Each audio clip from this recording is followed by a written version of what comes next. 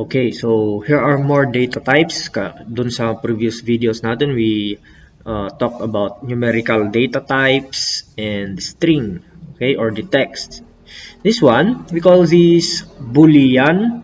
Booleans are either true or false, okay? Yung mga data type na it's either true or false. It can be assigned to a variable, yung Boolean, kagaya nito. My Boolean is equal to true. Okay, so pwede nating gawin yon sa ating example. Let's try. Sa interpreter muna tayo. Okay, my bool.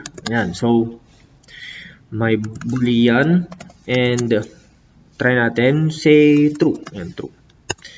So, pag print natin yung my Boolean, tignan natin kung ano ang lalabas.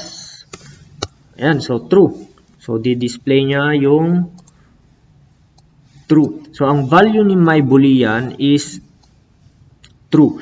Remember na itong true na to is not a text. So, Boolean type siya. Iba ang string sa Boolean. So, hindi siya string yung true na yan.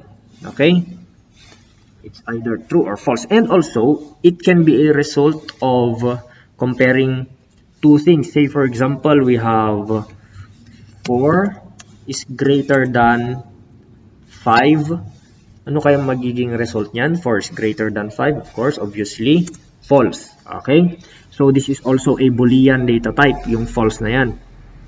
So, pag titignan natin yung type nitong my bool using type, ayan, my Boolean. Okay? So, tingnan natin yung type niya. Ayan, class bool. Okay? So, Boolean siya. So, ito yung data type niya. Bool. Remember, ganun lang yung bool, no? It's either true or false. Okay?